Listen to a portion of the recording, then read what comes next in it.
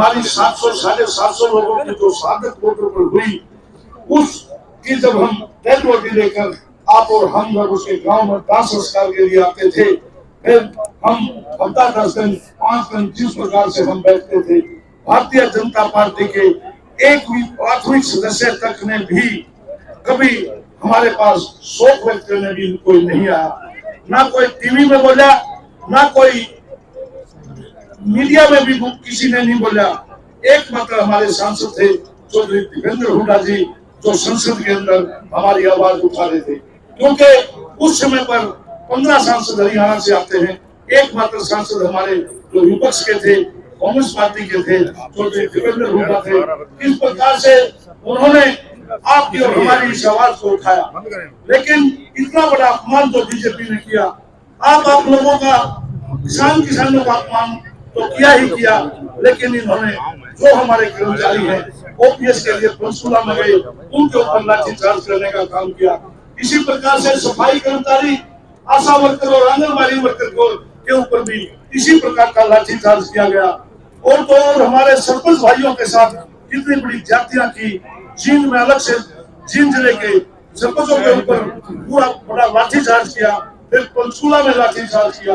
हमारी 90% जनता को इन्होंने लाठियों के नीचे से जो निकाला है, आज जो इतना बड़ा इकट्ठ हुआ है, इसके पीछे सबसे बड़ा कारण यही है कि आप लोग अपने अपमान का बदला लेने के लिए खड़े हो गए हो और आपने ठान लिया है कि हम जो भारतीय जनता पार्टी ने हमारा अपमान किया है, उस अपमान का बदला लेके रहेंगे।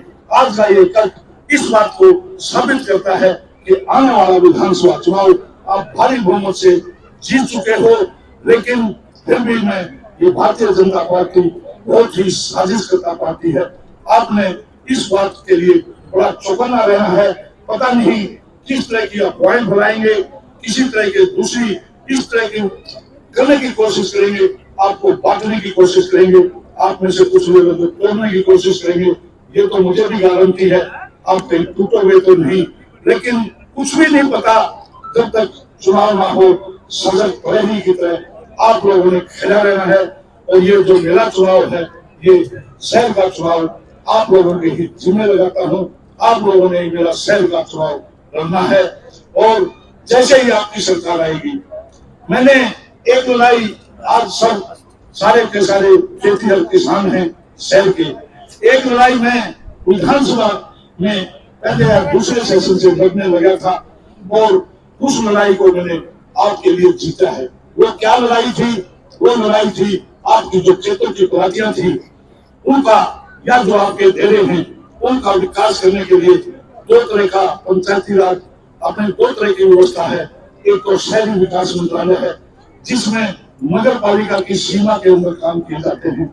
एक ग्राम पंचायत है, जिसमें ग्राम पंचायत के अंदर जो भी जमीन आती है, जो एरिया आता है, उसमें काम किए जाते हैं। मैंने विधानसभा में 2-3 बार उठाया, विधानसभा की कमेटियों में मैंने पंचायती राज के जो एडिशनल चीफ सेक्रेटरी होते हैं और जो शहरी विकास के जब भी वो डिपार्टमेंट आता था विधानसभा में हमारी कमेटी के सामने, मैंने उनको कन्विंस किया, उनको समझाया। वो समझने के लिए ही तैयार नहीं थे, लेकिन मैंने उनके सामने बैठ के एक नक्शा बनाया। भाई ये सतीन्द्र शहर है, ये स्थिति अकेली सतीन्द्र की नहीं है, और ये गांव है, ये गांव है, ये गांव है, लेकिन जो बीच का एरिया है, इसका विकास कौन करेगा? तो वो एक पॉलिसी इस लोकसभा और विधानसभा चुनाव के बीच में वो पॉलिसी भी बन गई। या तो विधायक अपने लेटर पैड में देगा, या जिला परिषद का चेयरमैन आपकी पार्टियों को, या वहां का जो भी ग्रामीण आपके डेरों का विकास है, वो सरकार का पंचायती राज विभाग करेगा। और मैं आज आपको एक चीज के लिए जरूर आश्वस्त करता हूँ, आपकी जितनी भी पार्टियां हैं, मुझे नहीं लगता 10, 12, 14 से ज्यादा पार्टियां होंगी, ऐसी ही 12-14 पार्टी हैं। आप लोगों ने मेरे पास लगभग हर पार्टी के लिए आप लोग आए थे, उन्हें भी असमर्थता इसीलिए वो की थी कि मैं उन पार्टियों को पक्की भी कराऊं, तो किस डिपार्टमेंट से करवाऊं। एक ही चीज थी, एक तो एमपी को कैसे हो सकती थी, एमपी हमारा था नहीं। दूसरी एक डी प्लान आती है, वो 17 दल के लोग ही उस डी प्लान को ले जाते हैं। मेरे को कोई ठीक लाभ मिली नहीं थी, लेकिन मैं पंचायती राज विभाग से एमएलए का भी जो करता होता है उनसे भी जोड़ने की कोशिश करता, लेकिन वो पॉलिसी नहीं थी, इसलिए आपकी उपलब्धियां पक्की नहीं हुई। मैं इस बड़ी संगत में आपको एक बार का आश्वासन देता हूँ, पहले 1 साल के अंदर आपकी 100% उपलब्धियां पक्की करवा के मैं दूंगा। आपने सिर्फ मेरे ऑफिस पर उसका एक सीधे का जो नक्शा है वो भेजना है, उसके बाद आपने कोई पैरवी नहीं करनी, आपकी सारी पैरवी मैं करूंगा, क्योंकि मेरा तो जो वोटर था वो पीछे भी एक खेतों में बसने वाले लोग थे, क्योंकि शहर के अंदर हमारा कम समर्थक था, तो मैंने सबसे पहला तो पूरा है पिछले चुनाव में डंडा पाड़ेगा ये तो मेरा मत आया था, आप जो बारीक कॉलोनियों में रहने वाले लोग थे, आप लोगों ने ही मुझे मत दिया था, तो आपकी रखवाली करना सबसे पहला कर्तव्य मेरा बनता था। और मैंने सरकार के साथ विधानसभा के थ्रू आपकी उस समस्या का लगभग समाधान हो चुका है। सिर्फ पंचायती राज डिपार्टमेंट में उसको भेजना है, वहां से पैसा लोग को दिया जाएगा।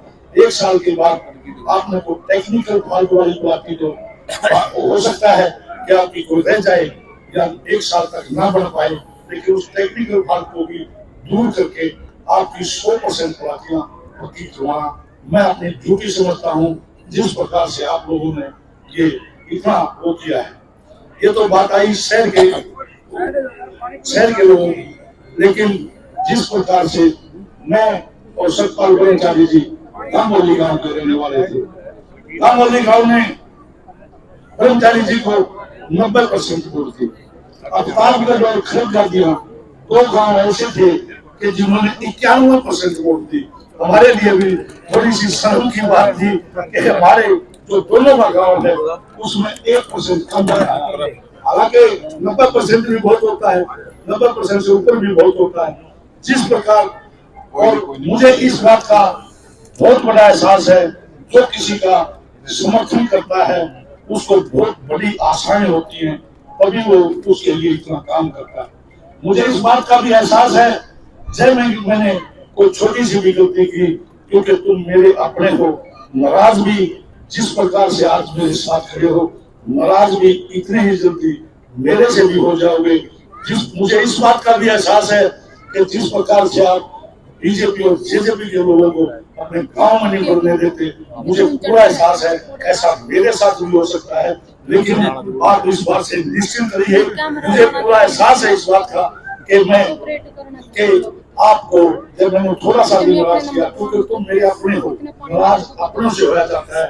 आज तक आप किसी दूसरे से क्यों नहीं नाराज हुए, क्योंकि उसमें आपने बच के ही वोट दिया हुआ। इस प्रकार से एक करके जो पहली बार आप इस प्रकार का विधानसभा के चुनाव में जो ये फैसला किया है, इसको मैं सिर झुकाकर स्वीकार करता हूँ। और मैं